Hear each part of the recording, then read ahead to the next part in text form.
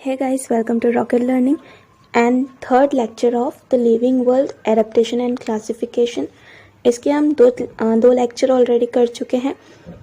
तो इस चैप्टर में बेसिकली 3 पार्ट्स है, ठीक है। सबसे पहले हमने देखना था एडेप्टेशन और दूसरा हमने देखा था क्लासिफिकेशन। लेकिन ये जो एडेप्टेशंस हैं वो हमने 2 चीज़ों में देखना है। पहला तो प्लांट्स में देखना था और दूसरा देखना है एनिमल्स में, और फिर हमें बात करनी है क्लासिफिकेशन की। तो ये जो प्लांट्स वाला पार्ट है वो हम कंप्लीट कर चुके हैं। अब हमें देखना है कि एडेप्टेशन एनिमल्स में किस तरह से होते हैं, कैसे कैसे होते हैं, और फिर हम देखेंगे क्लासिफिकेशन ऑफ एनिमल्स या क्लासिफिकेशन ऑफ लिविंग ऑर्गेनिजम्स, ठीक है। तो अब हमने जितना अभी तक कवर किया है प्लांट्स का, उसका हम थोड़ा सा रिवाइज करते हैं, क्योंकि ये चैप्टर जो ये काफ़ी बड़ा लगता है, बट ये बहुत ही आसान सा चैप्टर है जो आपको काफ़ी इजी वे में समझ भी आ जाएगा। तो चलिए फटाफट रिवाइज करते हैं। सबसे पहले हमने देखा था कि प्लांट्स जो है उनकी बहुत ही ज़्यादा वैरायटी हमें मिलती है। अर्थ पे डिफरेंट टाइप के प्लांट्स होते हैं और एनिमल्स जो हैं वो भी डिफरेंट टाइप्स के होते हैं। हमने देखा था कि कुछ एनिमल्स जो हैं वो तो यूनिसेल्युलर होते हैं, यानी उनमें एक ही सेल होता है। मैंने आपको बताया था सेल क्या होता है। सेल जो है वो बहुत ही छोटा सा एक ऑर्गेनेल है। मान लीजिए हमारी जो पूरी बॉडी है वो सेल से बनी हुई होती है। मैंने आपको बताया था हमारी जो एक फिंगर है उसमें मिलियन से भी ज़्यादा सेल्स होते हैं। तो ये सेल इतना छोटा होता है कि हमें माइक्रोस्कोप की ज़रूरत पड़ती है उसे देखने के लिए। अब ऐसे भी ऑर्गेनिजम्स हैं जो सिर्फ एक ही सेल से बने हैं, ठीक है। तो ऐसे ऑर्गेनिजम्स का एग्जाम्पल है अमीबा, पैरामीशियम। तो इनको हम खुली आंखों से नहीं देख सकते, हालांकि ये हमारे आसपास ही होते हैं, बट हम इनको देख नहीं पाते। क्यों? क्योंकि ये एक सेल से बने हैं और इनको देखने के लिए हमें माइक्रोस्कोप की ज़रूरत होती है। तो ऐसे जो ऑर्गेनिजम्स हैं उन्हें हम कहते हैं यूनिसेल्युलर ऑर्गेनिजम्स। लेकिन वही हमारे आसपास मल्टी सेल्युलर ऑर्गेनिज्म भी होते हैं। मल्टी सेल्युलर ऑर्गेनिज्म यानी कि जो एक सेल से ज़्यादा सेल से बने हैं, यानी एक से ज़्यादा सेल से वो बने होते हैं। जैसे कि हम हो गए, हम बहुत सारे सेल से बने हैं, इसीलिए हम क्या है, मल्टी सेल्युलर है। फिर हमने देखा था कि जो एनिमल्स हैं वो अलग अलग टाइप के होते हैं। जैसे कि एक्वेटिक हो सकते हैं, मतलब जो पानी में रहते हैं उन्हें हम एक्वेटिक कहते हैं। टेरेस्ट्रियल होते हैं, यानी कि जो ज़मीन पर रहते हैं। एम्फीबियन मतलब जो पानी में भी रहते हैं और जो ज़मीन पर भी रहते हैं, जैसे कि फ्रॉग हो गया। एक्वेटिक का एग्जाम्पल क्या होगा? फिश, क्योंकि वो पानी में रहती है। टेरेस्ट्रियल यानी जैसे काऊ ले लीजिए, बुल ले लीजिए, ये ज़मीन पर रहते हैं इसलिए टेरेस्ट्रियल है। एम्फीबियन मतलब फ्रॉग हो गया, जो ज़मीन पर भी रहे और पानी में भी रहे। रेप्टिलियन यानी जो क्रीप करके चलते हैं, जिनके पैर नहीं होते लेकिन वो स्लाइड करते हुए चलते हैं, जैसे स्नेक हो गया या लिजार्ड हो गया। फिर एरियल यानी कि जो एयर में रहते हैं, हवा में रहते हैं, उन्हें एरियल कहते हैं। फिर हमने देखा था कि एडेप्टेशन क्या होता है। तो एडेप्टेशन मैंने आपको बताया था एक ऐसा चेंज जो हमारे बॉडी में या हमारे बिहेवियर में होता है। और ये चेंज क्यों होता है? ताकि हम अपने आसपास की सराउंडिंग के साथ एडजस्ट कर पाए, ठीक है। उसे हम क्या कहते हैं? एडेप्टेशन। मैंने आपको कैमल का एग्जाम्पल दिया था कि कैमल जो है वो रहता तो है डेजर्ट में, लेकिन वहाँ पे रहते रहते उसकी बॉडी में, उसके बिहेवियर में कुछ एडेप्टेशंस हुए हैं, कुछ चेंजेस हुए हैं। उसकी बॉडी में क्या चेंज हुआ है कि उसके जो भी पैर हैं वो एकदम हुक जैसे होते हैं, है ना। उसके पैर ताकि एकदम फ्लैट भी होते हैं, ताकि उसके जो पैर हैं उसे रेगिस्तान की गर्मी महसूस ना हो, इसीलिए उसके पैरों में ये एडेप्टेशन हुआ है, चेंज हुआ है। फिर हमने उसके बिहेवियर में भी चेंज देखा था। क्या था बिहेवियर में चेंज? कि उससे पानी पीना, जैसे हम पानी पीते हैं तो हम तो थोड़ी थोड़ी देर में पानी पीते हैं, बट जो कैमल होता है वो 8-8 महीनों तक भी बिना पानी के रह सकता है। तो ये उसके बिहेवियर में एक चेंज है, ये भी एक एडेप्टेशन हुआ है उसके बिहेवियर में। तो ये थे एडेप्टेशंस। फिर हमने देखे थे कि प्लांट्स में किस तरह से एडेप्टेशंस होता है। अलग अलग प्लांट्स के लिए हमने अलग अलग एडेप्टेशंस देखे थे। सबसे पहले हमने एक्वेटिक प्लांट्स में देखा था। एक्वेटिक प्लांट्स यानी जो पानी में प्लांट्स रहते हैं। तो ऐसे प्लांट्स में क्या एडेप्टेशन होता है? इनके रूट्स बहुत ही छोटे छोटे होते हैं, ये हमने देखा था। क्यों छोटे छोटे होते हैं? क्योंकि रूट्स का काम ही है, क्या काम है रूट्स का? पानी जो है उसको प्लांट की बॉडी तक पहुंचाना। अब अगर प्लांट पहले से ही वाटर में है तो उसके रूट्स छोटे छोटे क्यों होंगे? क्योंकि रूट्स को तो पानी पहले ही मिल गया, ऑलरेडी वो वाटर में, तो उसके रूट्स को ग्रो करने की ज़रूरत ही नहीं है। रूट्स ग्रो क्यों करते हैं लैंड में? जब तक लैंड में उनको पानी नहीं मिलता तब तक वो ग्रो करते जाते हैं रूट्स। लेकिन यहाँ पे क्या हो रहा है, यहाँ पे तो पानी ऑलरेडी अवेलेबल हो गया, इसलिए रूट्स जो है वो छोटे छोटे होते हैं। दूसरी बात, कई एक्वेटिक प्लांट्स जो हैं वो ऐसे भी होते हैं जिनके ऐसे लंबे लंबे लीव्स होते हैं। ये क्यों होता है? क्योंकि जो जो वाटर है, वाटर अगर तेज बहाव से आ रहा है तो ये जो लीव्स हैं वो थोड़े से मुड़ जाते हैं और फिर वापस से सीधे हो जाते हैं, है ना। तो ये उनकी प्रोटेक्शन के लिए ये क्या होते हैं, लंबे लंबे होते हैं। फिर हमने देखा था कुछ प्लांट्स ऐसे भी हैं जैसे लोटस है, उनमें एक वैक्स का लेयर होता है उनकी लीव्स पर। क्यों? ताकि ये उनकी क्लीनलीनेस है, ठीक है। अगर उनकी लीव्स पर वैक्स का लेयर हो तो अगर इन पे कोई पानी आया तो वो वैक्स की वजह से फिसल कर वापस से कहाँ चला जाएगा, रिवर में चला जाएगा या सी में चला जाएगा। तो ये इनके एडेप्टेशंस थे कुछ, ये इनमें कुछ चेंजेस हुए हैं पानी में रहते रहते। साथ ही हमने देखा था कि इनकी जो स्टेम होती है, इन प्लांट्स की, एक्वेटिक प्लांट्स की जो स्टेम होती है उसमें कुछ ऐसे एयर भरी हुई होती है। क्यों? ताकि वो हल्के हो जाए और पानी पर फ्लोट कर सके, तैर सके। जैसे यहाँ पे लोटस का स्टेम दिया हुआ था, इसमें देखिए एयर भरी हुई है ताकि ये पानी पर तैर सके। फिर हमने देखा था adaptation in desert plants. Desert के प्लांट्स में क्या क्या चेंजेस हुए होंगे आप सोचिए।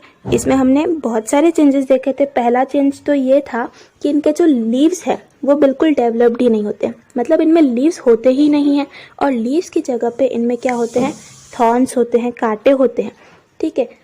और ये क्यों होते हैं? क्योंकि लीव्स में हमने देखा था क्या होते हैं, स्टोमेटा होते हैं छोटे छोटे, और उस स्टोमेटा की वजह से पानी जो है वो इवेपोरेट हो जाता है। तो ये एक एडेप्टेशन था कि डेजर्ट के जो प्लांट्स हैं उनमें लीव्स नहीं होते हैं। दूसरा एडेप्टेशन क्या था, ये कि उनकी जो स्टेम होती है वो काफ़ी मोटी मोटी होती है ना, थिक स्टेम होती है इनकी। क्यों? ताकि ये सारा अपना जो भी फूड है वो इसमें स्टोर करके रख पाए। फिर और क्या इनमें एडेप्टेशन था? इनमें एडेप्टेशन ये था कि इनमें वैक्स का एक लेयर लगा हुआ होता है इनकी स्टेम्स पर। क्यों लेयर लगा होता है? इनकी प्रोटेक्शन के लिए, क्योंकि कुछ वाटर जो है वो स्टेम से भी इवेपोरेट होता है, तो स्टेम से वाटर इवेपोरेट ना हो पाए इसीलिए इनमें वैक्स का एक लेयर लगा होता है।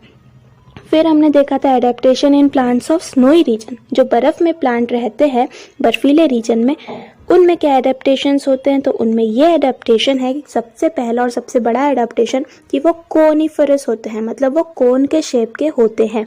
ऐसा बिल्कुल भी क्रिसमस ट्री जैसा, ये तो देवदार ट्री है, ठीक है। तो ये क्यों होता है? ताकि अगर ऐसा शेप होगा और यहाँ पे कोई बर्फ का टुकड़ा गिरता है, क्योंकि वहाँ पे स्नोई रीजन है तो बर्फ तो हमेशा ही गिरते रहता होगा, स्नोफॉल हमेशा वहाँ पे होते रहता है, तो बिल्कुल ये स्ट्रेट नीचे गिर जाए और ट्री पर ज़्यादा स्नो जमा ना हो, इसीलिए ये इस शेप के होते हैं, ठीक है। फिर इनका जो बार्क है वो भी थिक होता है, बार्क यानी इनका जो स्टेम है वो भी थिक होता है ताकि ये कोल्ड में सरवाइव कर पाए, है ना, और ये कोल्ड की वजह से गिर ना जाए। फिर हमने देखा था कि फॉरेस्ट में क्या एडेप्टेशन होता है, ये बहुत ही इंटरेस्टिंग था कि फॉरेस्ट में अलग अलग टाइप के हमें प्लांट मिलते हैं, ट्रीज, श्रब्स और हर्ब्स। ट्रीज तो बड़े बड़े होते हैं, श्रब्स मैंने आपको बताया था कि थोड़े छोटे होते हैं, और जो हर्ब्स है वो बिल्कुल ही छोटे होते हैं। श्रब्स मैंने आपको बताया था कि इनमें एक ही स्टेम होती है, और जो हर्ब्स है उनमें जो श्रब्स है उनमें एक स्टेम होती है, लेकिन स्टेम के और भी डिविजन्स हो सकते हैं, ठीक है। एक स्टेम से बार बार अलग अलग स्टेम्स निकल सकती हैं, लेकिन जो हर्ब्स है उनकी एक ही कंटिन्यूअस स्टेम ऐसे होती है। फिर ऐसे अलग अलग टाइप के प्लांट्स हमें फॉरेस्ट में देखने को मिलते हैं, और ये जो प्लांट्स हैं इनमें क्या एडेप्टेशन हुआ है, ये जो ट्रीज है इनमें क्या एडेप्टेशन हुआ था? तो सबसे पहला एडेप्टेशन कि सनलाइट को पाने के लिए बहुत ही हाई हाइट तक ये ग्रो करते हैं। इतनी ज़्यादा हाइट तक ये ग्रो कर जाते हैं कि अगर हम फॉरेस्ट में बीच में जाके खड़े हो जाए ना तो हमें सन बिल्कुल दिखाई ही नहीं देगा। हम ऊपर देखेंगे तो हमें सिर्फ प्लांट्स ही प्लांट्स दिखाई देंगे, और ये जो प्लांट्स ऊपर एक छाया जैसा फॉर्म कर रहे हैं इसे कैनोपी कहा जाता है, कि ये अपनी एक थिक कैनोपी फॉर्म कर रहे हैं, ठीक है। तो ये प्लांट्स का एक एडेप्टेशन था।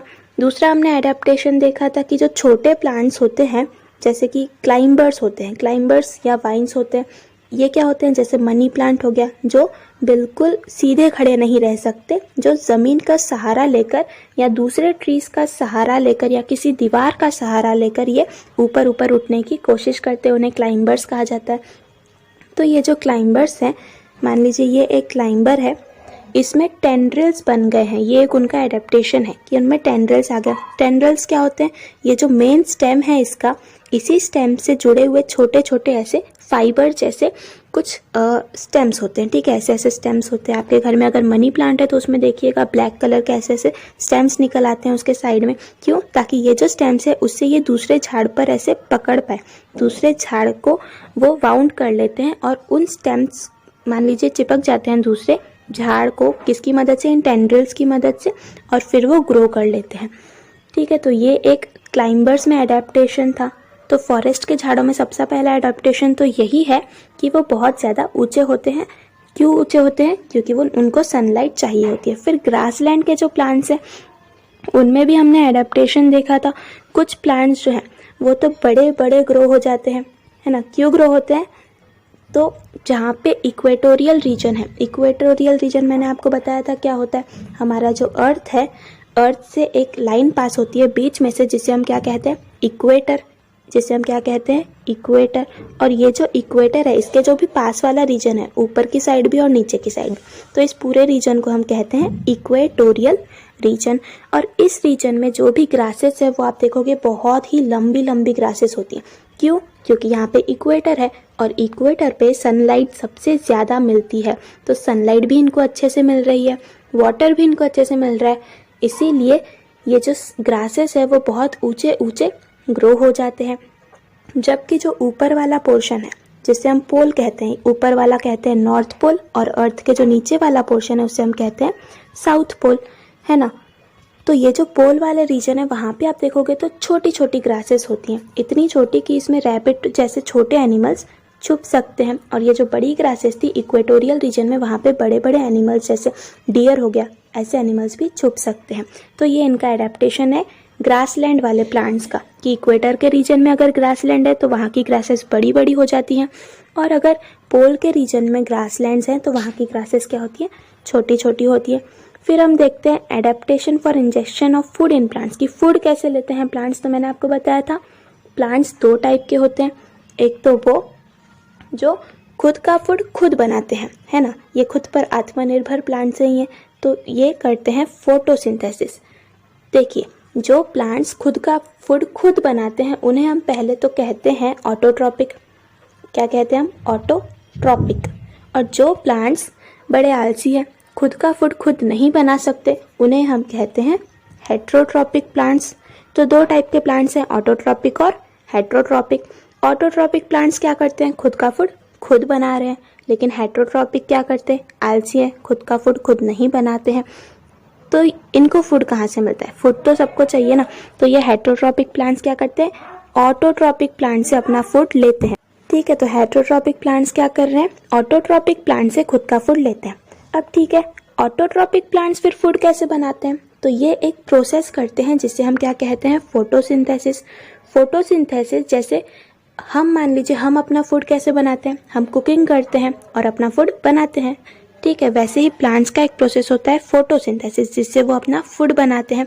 तो प्लांट्स ने तो अपना फूड बना लिया, लेकिन कौन से प्लांट्स? जो ऑटोट्रॉपिक हैं, ठीक है। तो हेट्रोट्रॉपिक प्लांट्स क्या करेंगे, हेट्रोट्रॉपिक प्लांट्स अपना फूड इनसे लेंगे। जैसे हमने यहाँ पे एक एग्जाम्पल देखा था कॉस्क्यूटा प्लांट का, ये कॉस्क्यूटा प्लांट है जिसे हम डॉडर प्लांट भी कहते हैं, है ना। तो ये जो येलो येलो वाले दिख रहे हैं ना, ये है कॉस्क्यूटा प्लांट, और जो ग्रीन वाला दिख रहा है ये कोई दूसरा प्लांट है। तो ये कॉस्क्यूटा प्लांट क्या कर रहा है, येलो वाला, ये ग्रीन वाले प्लांट को अटैच हो गया है, बिल्कुल अटैच होके क्या करेगा, जो ग्रीन वाला प्लांट है उससे ये अपना फूड एब्जॉर्ब करेगा, सोख लेगा। तो यही करते हैं ये हेट्रोट्रॉपिक प्लांट, ऑटोट्रॉपिक प्लांट से ये अपना फूड लेते हैं। अब जो हेट्रोट्रॉपिक प्लांट है वो कुछ फूड तो इन प्लांट से ले लेते हैं, लेकिन कुछ फूड जो है वो एनिमल से भी लेते हैं। एनिमल से कैसे? जैसे मैंने आपको वीनस फ्लाई ट्रैप बताया था, ये एक प्लांट होता है, ये क्या करता है, जब भी कोई एनिमल इसके पास आता है तो ये उसको अपने अंदर जकड़ लेता है। मैंने आपको एनिमेशंस भी दिखाए थे पिछले वीडियो में, पिक्चर प्लांट का दिखाया था कि कैसे वो अपने जो इंसेक्ट है उसको खाता है, और वीनस फ्लाई ट्रैप भी कैसे इंसेक्ट को अपने अंदर बिल्कुल दबोच लेता है। तो ये है कुछ टाइप के एडेप्टेशंस इन प्लांट्स। बेसिकली हमने फूड के लिए कैसे कैसे एडेप्टेशन हो रहा है प्लांट्स में, तो प्लांट्स से शॉर्ट में बताते हैं। प्लांट्स दो टाइप के होते हैं, ऑटोट्रॉपिक और हेट्रोट्रॉपिक। ऑटोट्रॉपिक प्लांट्स क्या करते हैं, खुद का खाना खुद बनाते हैं। हेट्रोट्रॉपिक प्लांट्स क्या करते हैं, ये दूसरे पर निर्भर रहते हैं खुद का खाना बनाने के लिए। अब ये जो हेट्रोट्रॉपिक प्लांट्स हैं ये दो लोगों पर निर्भर रहते हैं। एक तो ऑटोट्रॉपिक प्लांट से ये अपना खाना लेंगे, या फिर ये क्या करेंगे, दूसरे एनिमल से अपना खाना लेंगे, दूसरे एनिमल्स को अपने अंदर ये कैप्चर करेंगे, अपने अंदर दबोच लेंगे, ठीक है। और ऑटोट्रॉपिक प्लांट्स खाना कहाँ से लेंगे, तो एक प्रोसेस होती है जिसे हम क्या कहते हैं, फोटोसिंथेसिस। उससे ये क्या करते हैं, अपना खाना बनाते हैं। तो I hope this is clear to you. तो ये था रिवीजन छोटा सा, जो आई थिंक आपके लिए हेल्पफुल होगा। तो ठीक है, यहीं पर हम स्टॉप करते हैं। आगे का चैप्टर जो है हम नेक्स्ट पार्ट्स में देखेंगे।